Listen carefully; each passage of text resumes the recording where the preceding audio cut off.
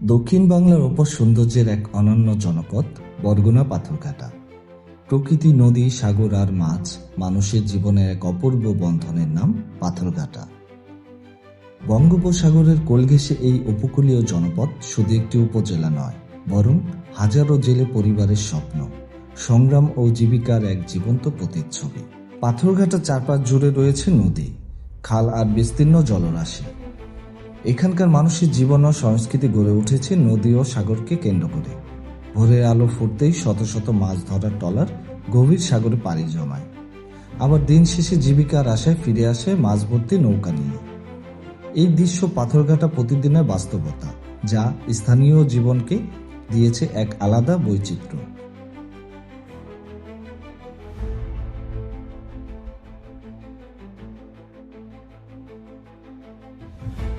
পাথরঘাটা মাছ আড়তের কোল ঘেঁষে 1987 সাল থেকে নীরবে দাঁড়িয়ে আছে এই বরফ কলটি।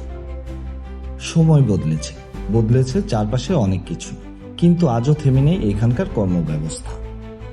প্রতিদিন অসংখ্য শ্রমিক কাজ করে তৈরি করেছে বরফ, যা সংরক্ষণ করে নদী ও সাগর থেকে আসা হাজারো মাছের সতেজতা। ভোরের আলো ফুটতেই শুরু হয় কর্মযজ্ঞ। মেশিনের শব্দ, শ্রমিকদের ব্যস্ততা আর বরফের স্তূপ, সবকিছু মিলিয়ে এখানে জীবিকা এক অন্যরকম গল্প লেখা হয়।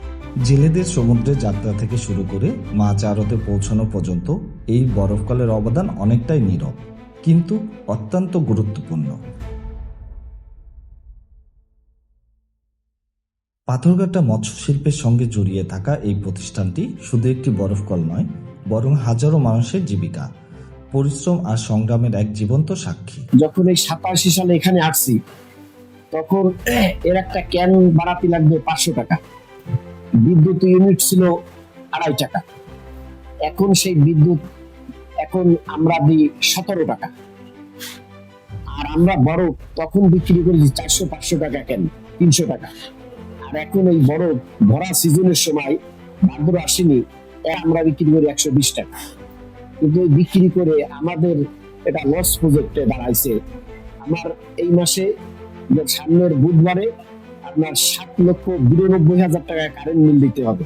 আমি এখনো 3 লক্ষ টাকা আমি গুছাতে পারিনি।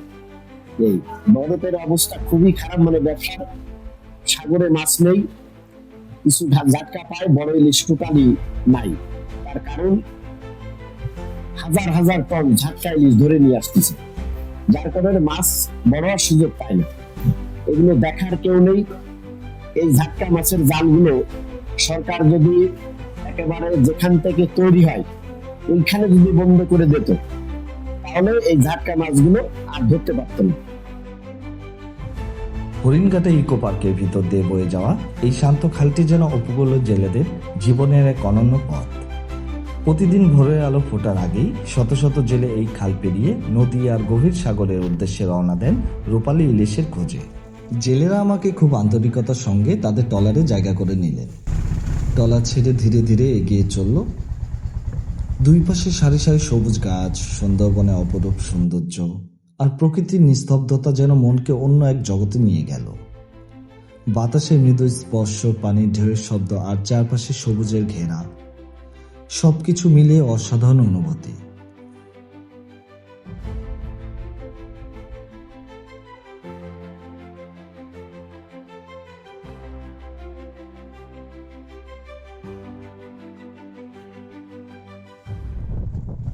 গতকাল জেলেরা মাঝ নদীতে জাল ফেলে গেছিল, তারা আজকে সেই জালগুলো তুলবে।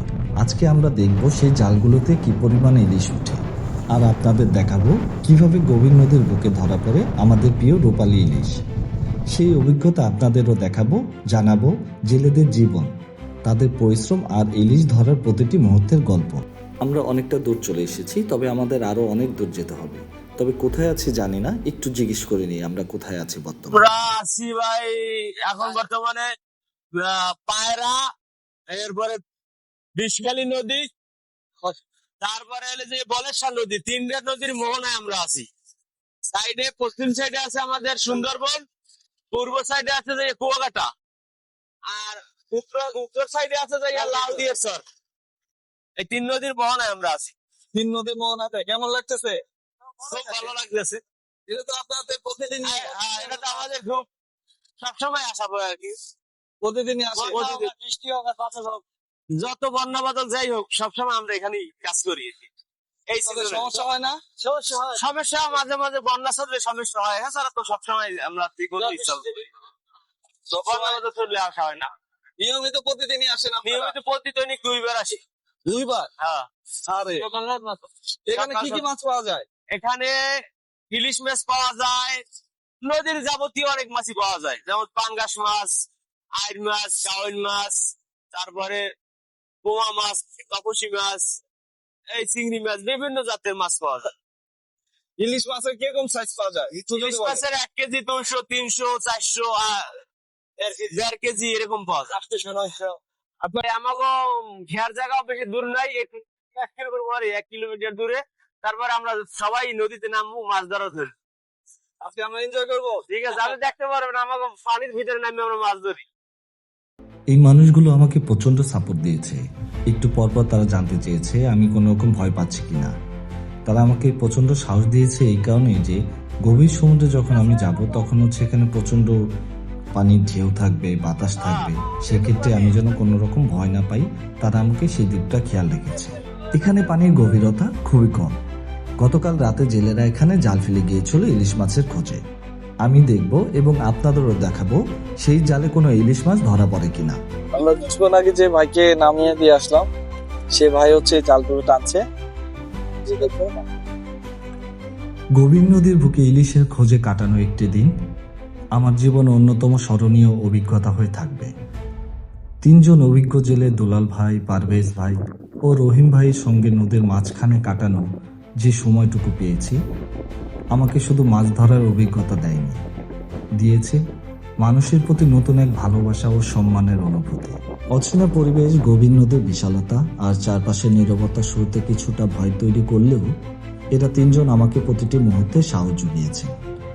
তাদের আন্তরিকতা, যত্ন আর বন্ধুর মতো আচরণ আমাকে সত্যি মুগ্ধ করেছে।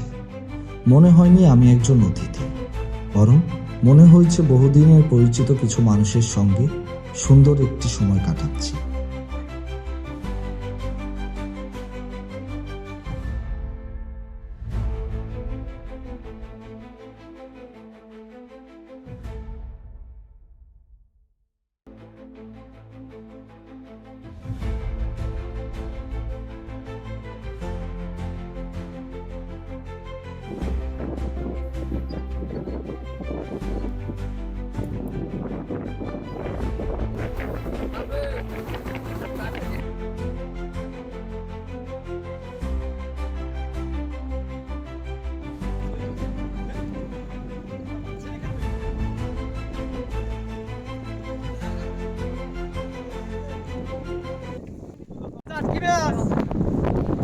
দেখি ভাই,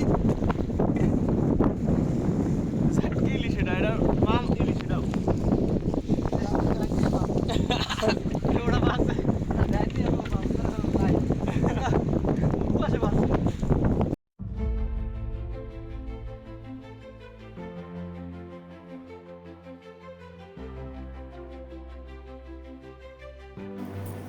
এদের মতো আরেকটি ট্রলার গিয়েছিল নদীতে ইলিশের খোঁজে। এদের ইলিশ ধরা শেষ, এরা ফিরছে। ফেরার পথে আমাদের সাথে দেখা হলো, আমরাও ওনাদের সাথে অনেক কথা বললাম, মজা করলাম এবং তাদের কাছ থেকে দেখতে চাইলাম যে তারা কি পরিমাণ ইলিশ পেয়েছে। হঠাৎ করে তাদের ট্রলার চোখ পড়তে দেখলাম একটি ইলিশ, মাত্রই তারা ইলিশ মাছটি পেয়েছে ফেরার পথে। এর মধ্যে পারভেজ ভাই গিয়ে বলছিল ইলিশ মাছের সাইজটি কতটুকু হতে পারে। তিনি একটি ধারণা দিচ্ছিল ইলিশ মাছের সাইজটি হবে 1 থেকে 1.5 কেজির মতো। পাশের ট্রলার থেকে আমরা জানতে চাইলাম যে আজকে কি পরিমাণ ইলিশ পেয়েছে। তারা বলল যে আগের তুলনায় তারা আজকে কোনো ইলিশ পায়নি, আজকে তারা 4 থেকে 5টি ইলিশ পেয়েছে মাত্র। এই 4 থেকে 5টি ইলিশ নিয়ে তারা এখন বাড়ি ফিরে যাচ্ছে।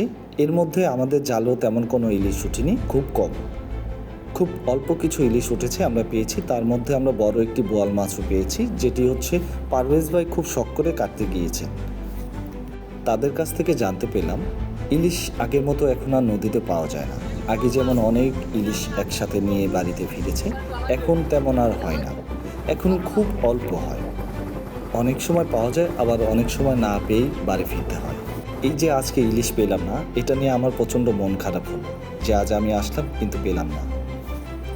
এই যে মাছ না পেয়ে যে ফিরে যাচ্ছে, হতাশা খারাপ লাগতেছে না? খারাপ লাগার তো কিছুই নাই, হয়তো আমরা অনেকদিন এরকম পাই, আবার পাই না, দুই একদিন 5টা 7টাও পাই, দুই একদিন একটাও পাই না, এরকমই আমাদের সবসময় চলে। আজকে যে একটাও পাইলে না, তো আল্লাহ হয়তো আমাকে কপালে রাখে নাই, ভাগ্যে লেখে নাই, তো পাইনি।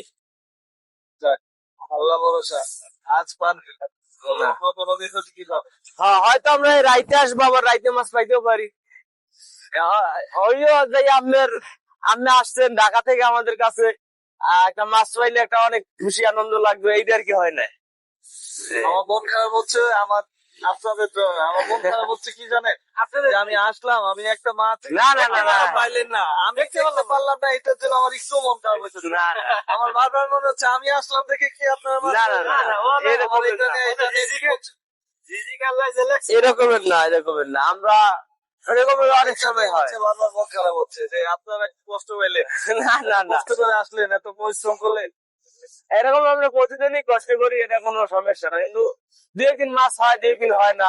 অনেক সময় 10টা 12টা মাছ হয়, যেমন এই সিজন মাছ হয়, দেখলেই খুশি। 1 কেজি 300 গ্রাম 400 গ্রাম 1.5 কেজি ওজনের মাছ হয় একটা ইলিশ মাছ। আবার অনেক সময় হয় না। এটা আল্লাহর খেলায়, পানির ভিতরে দিয়ে কেউ জোর করে মাছ তুলে আনতে পারে? আল্লাহ যদি না দেয়, আল্লাহ দিলেই পাওয়া যায়। কেউ হাত নাই যে একটা মাছ ধরবি, ইচ্ছিকৃত ভাবে ধরতে পারবি কেউ, আল্লাহ যদি না দেয়। জেলেদের জীবন কতটা কঠিন, কতটা সংগ্রামের, তা কাছ থেকে না দেখলে বোঝা যায় না। জীবিকার তাগিদে প্রতিদিন তারা গভীর নদীতে নেমে জীবনের ঝুঁকি নিয়ে ইলিশের খোঁজে ছুটে। কিন্তু সেই কঠিন জীবনের মাঝেও তাদের হাসি মুখ, আন্তরিকতা আর মানসিকতা সত্যি অসাধারণ। ইলিশ মাছ ধরার সেই অনুভূতি, নদীর ঢেউ, জালের অপেক্ষা আর সেই 3 জন মানুষের ভালোবাসা ও সহযোগিতা আমার কাছে স্মরণীয় হয়ে থাকবে। ভালো থাকবেন আপনারা। আর নদীর বুকে আপনাদের সংগ্রামের গল্পগুলো এভাবেই মানুষকে অনুপ্রাণিত করে যাক।